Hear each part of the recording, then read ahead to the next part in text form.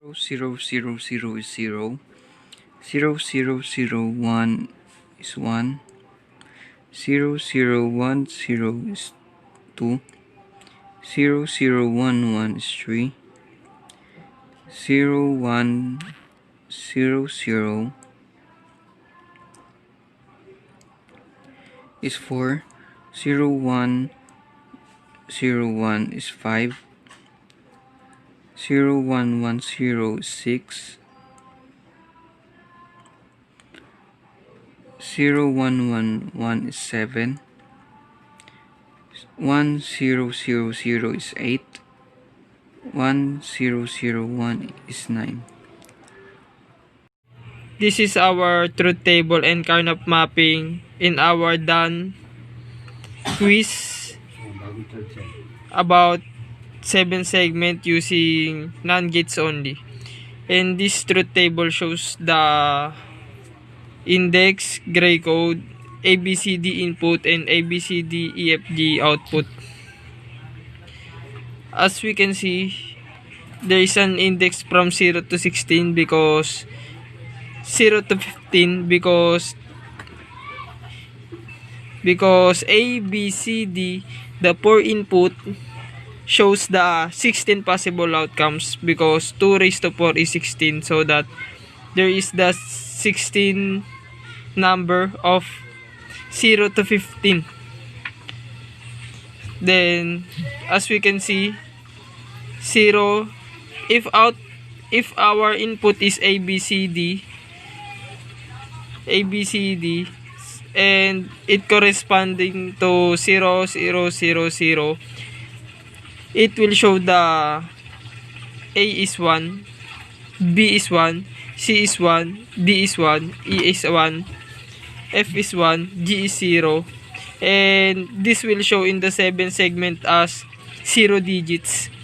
And when our input change into 0, 0, 0, 1, the corresponding output is A for 0, B for 1, C for 1, D is 0, E is 0, F is 0, G is 0, and it will correspond to the number 1 digit in the 7 segment. As we can see,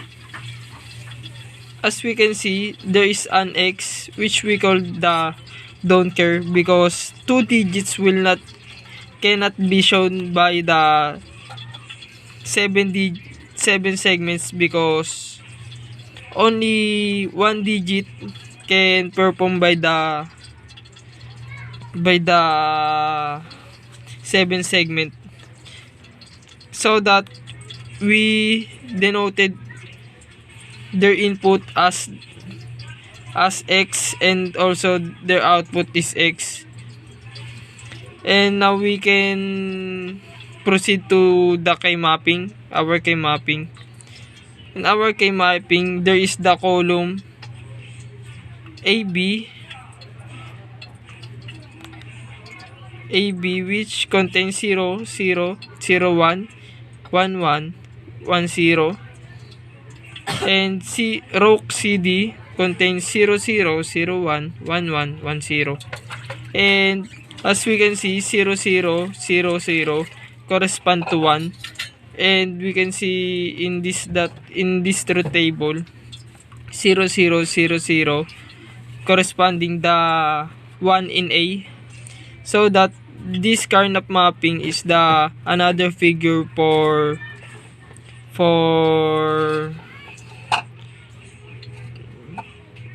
output and input. And by the use of carnapping, we can form a equation. We can get the equation by doing this. All of 1 can be encircle or rectangle, and 0 will not be encircled. As you can see, the X is also considered, but it was considered because we need to maximize the rectangle, enable to to have the simplified equation for us to be done easy our logic gates, because if we cannot conclude the x or we cannot maximize, it will turn to the more logic gates.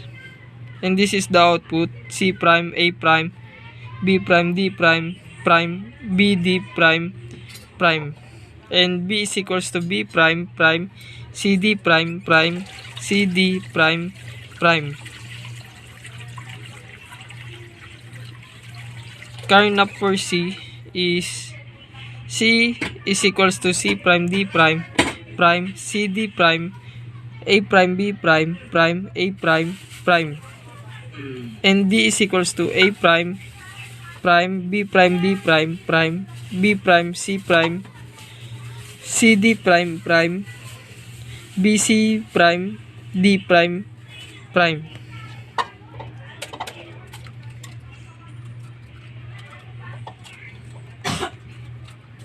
And our equation for E: